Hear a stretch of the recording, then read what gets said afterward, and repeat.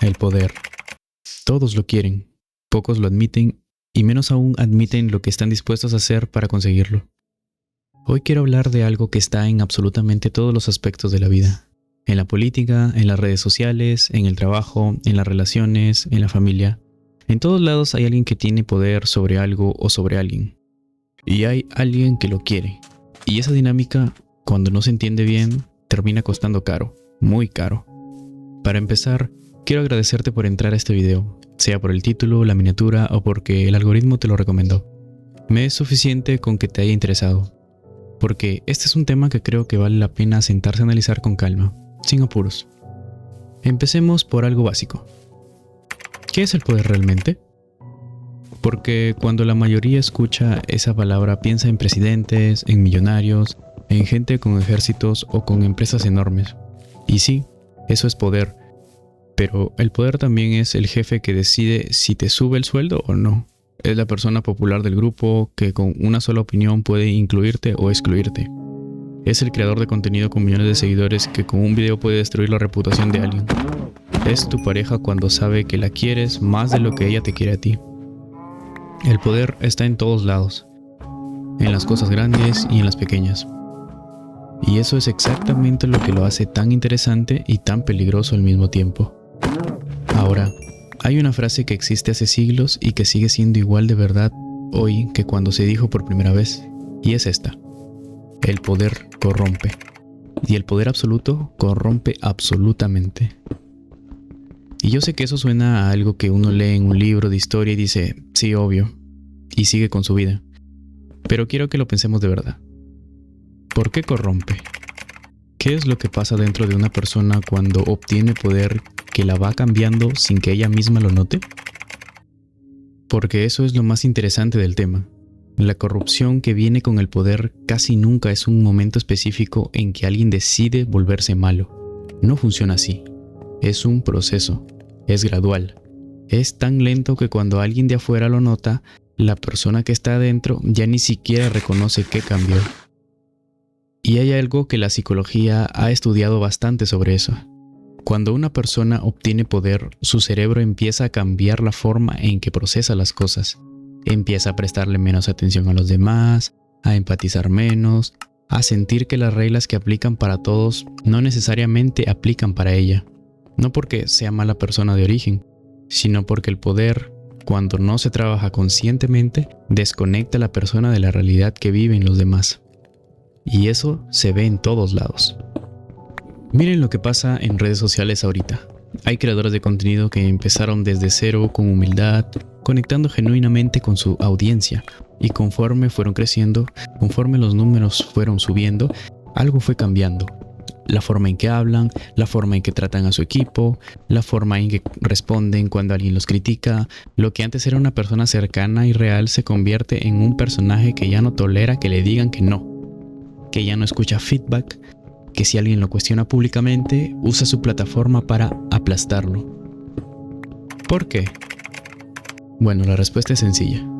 Simplemente porque ya tienen poder. Y el poder sin conciencia hace eso. Convierte la seguridad en arrogancia. Convierte la confianza en prepotencia. Convierte el liderazgo en control. Y la audiencia lo nota, siempre, aunque tarde un tiempo. Y en la política ni se diga. Esto es quizás donde el ejemplo es más obvio, porque lo vemos constantemente. Personas que llegan a un cargo con discursos de cambio, de transparencia, de trabajar para la gente, y conforme pasan los años en el poder, algo va pasando. Las prioridades cambian, el círculo se cierra, las decisiones empiezan a girar más alrededor de mantenerse en el poder que de hacer lo que prometieron. Y la verdad no hablo de un país en específico ni de un partido político específico, porque honestamente esto pasa en todos lados. Es un patrón tan consistente que ya casi se siente inevitable.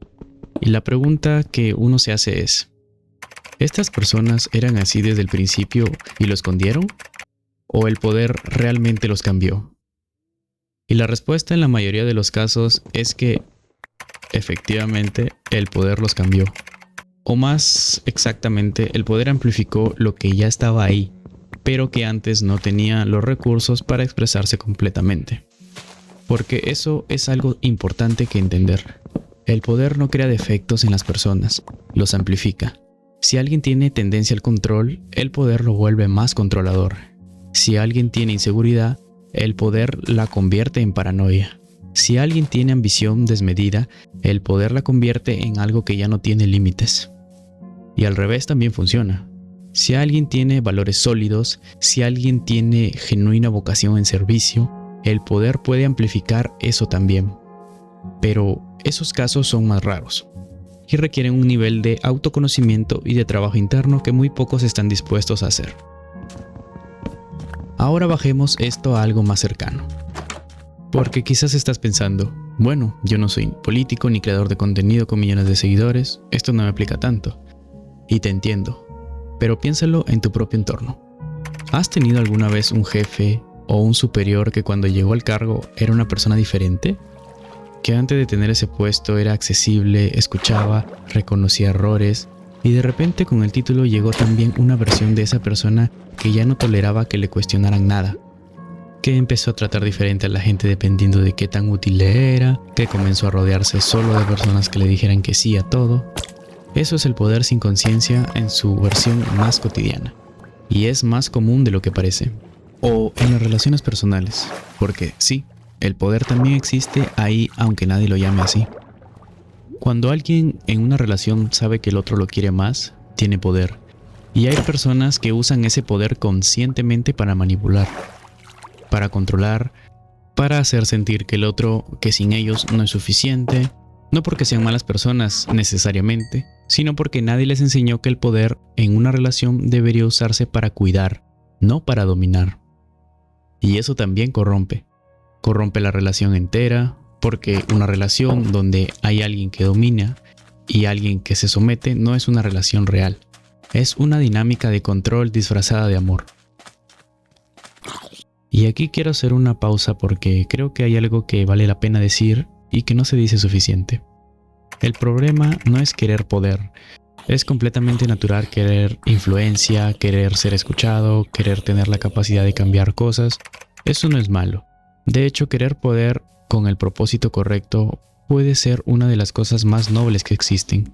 El médico que quiere más recursos para salvar más vidas, el maestro que quiere influencia para cambiar la mentalidad de sus estudiantes, el líder comunitario que quiere poder para proteger a los suyos. Entonces, el problema es cuando el poder se convierte en el fin en lugar del medio. Cuando ya no es quiero poder para hacer X cosa importante, sino simplemente quiero poder, punto. Sin un propósito detrás que lo justifique. Porque el poder sin propósito es básicamente un vacío que nunca se llena. Siempre se quiere más, siempre hay alguien que tiene más, siempre hay algo más que conquistar, y en esa búsqueda sin fin es donde la persona va perdiendo cosas que no recupera. Relaciones, valores, la versión de sí misma que era antes de que el poder se convirtiera en lo más importante. Y hay algo que me parece muy revelador de cómo funciona esto.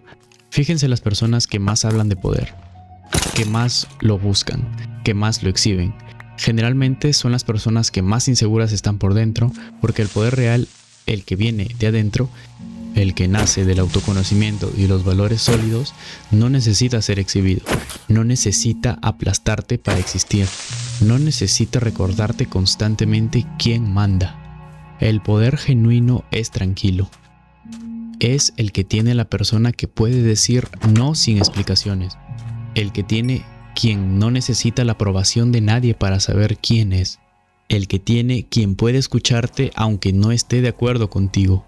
Y aún así mantener su postura sin agredirte. Ese tipo de poder no corrompe, porque no depende de nada externo para sostenerse. El que corrompe es el otro, el que viene de afuera.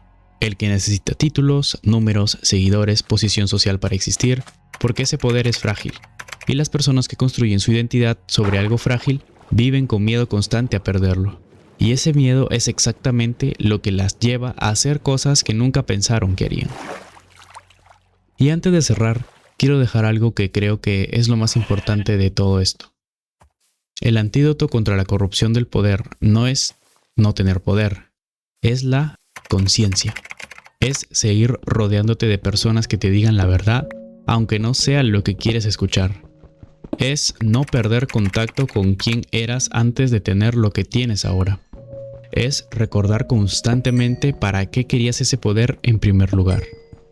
Porque las personas que logran tener poder y no corromperse con él, no son personas sin defectos, son personas que trabajan activamente para que sus defectos no se amplifiquen, que tienen humildad suficiente para reconocer que el poder los puede cambiar si no están atentos, y que eligen todos los días usar lo que tienen para algo más grande que ellos mismos. Eso es lo que separa al líder del tirano, al influyente del manipulador, al que tiene poder real del que solo tiene la ilusión de tenerlo. Entonces, si hoy tienes algún tipo de poder, por pequeño que sea, en tu trabajo, en tu relación, en tu comunidad, en tus redes, pregúntate, ¿para qué lo estás usando? ¿Qué estás construyendo con él? ¿Y si la persona que eras antes de tenerlo estaría orgullosa de lo que estás haciendo ahora con él? Porque al final el poder viene y va. Los títulos cambian, los seguidores suben y bajan, las posiciones se pierden. Lo que queda es lo que hiciste con lo que tuviste y cómo trataste a las personas cuando podías haberlas tratado diferente y elegiste no hacerlo. Eso es lo que define a una persona, no cuánto poder tuvo, sino qué hizo con él cuando lo tuvo. Y confía en el proceso, incluso cuando no lo entiendas del todo, porque recuerden, los planes de Dios son perfectos.